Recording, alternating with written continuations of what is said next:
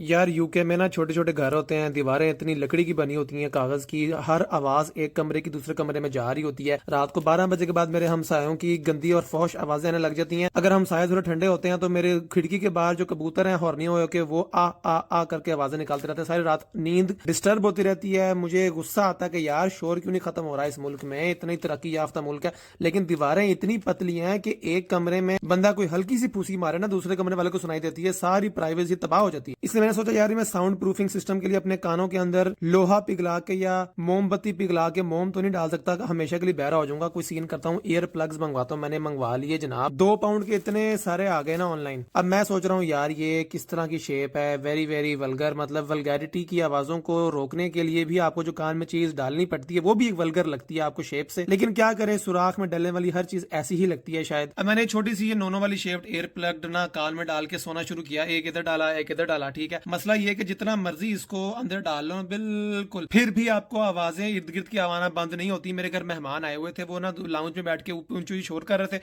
मैंने जल्दी सुना था, मेरी सुबह जल्दी ड्यूटी थी। मैंने कहा यार मैं जा रहा हूँ, मैं सोने की कोशिश की। मैंने कहा यार मैं ये ईयर प्लग्स डाल के सोता हूँ। यकीन करो सारी रात उनके हंसने की आवाजें मेरे दिमाग में आती नहीं। पता नहीं कौन से सुराख से आवाजें जा रही है, नाक से तो नहीं आवाज जाती, पता नहीं गलत बायोलॉजी पढ़ ली है। फिर मैंने देखा कि यार इसकी क्वालिटी अच्छी नहीं है, ये ना एक अजीब सी क्वालिटी है, फोम सा है। देखो ये बिल्कुल ना पतला करके डालना होता है, ऐसे पतला ये फोम है, ठीक है। इसको अंदर करके डालते हैं, बिल्कुल अंदर करके, कोई फर्क नहीं पड़ा। मैंने 10-15 दफा इतना अंदर घुसा दिया कि मुझे लगा कि मैं एक तरफ से जाके दूसरी तरफ से बाहर ना निकला है। शुक्र है दूसरी तरफ से डाला हुआ था, दोनों आपस में मिलना चाहिए मेरे यहाँ करके अंदर करके ना दिमाग के पीछे। जब 10-15 दफा घुसा घुसा के ये जब फ्लैट हो गया, आगे से इतना फ्लैट हो गया कि अब इसकी फोमियत खत्म हो गई ना, 10-15 अटेम्प्ट्स के बाद ना ये अब कान से बाहर था लेकिन मेरा कान अब बंद हो गया, आवाजें कम होगी। मैंने कहा यार ये इसकी वजह से तो कम नहीं हुआ।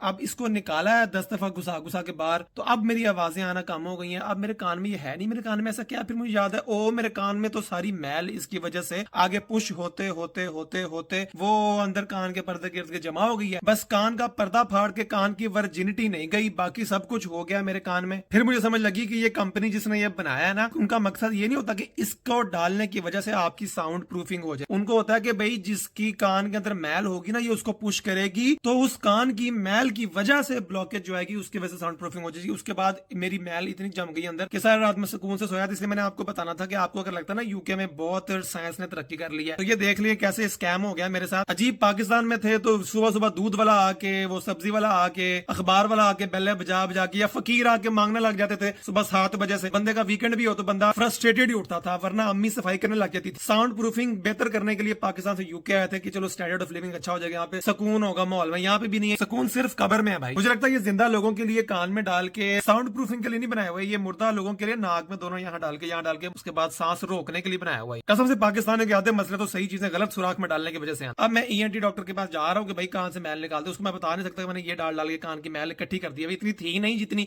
इसकी वजह से इकट्ठी होकर एक जगह ज्यादा हो गई है। इसलिए पब्लिक सर्विस मैसेज देना था कि भाई कोई भी ईयरबड या कॉटन बड या ये ईयर प्लग्स साउंड प्रूफिंग के लिए कान में ना डालें। अगर आपकी कान के वैक्स के इश्यू है ना, तो प्लीज डॉक्टर के पास जाके उनसे कैमरा डलवा के ना वहां से निकलवा लें। वो आपको सिरिंज मारेंगे पानी में, पूरा प्रोसीजर होता है, मेडिकली ऑथोराइज पर्सनल से करवाएं। अगर पाकिस्तान से यूके आ रहे हैं और यहाँ पे आकर भी जिस्म के सुराखों में मुख्तलिफ सॉफ्ट चीजें घुसाई जानी है तो फिर इधर ना आना यार।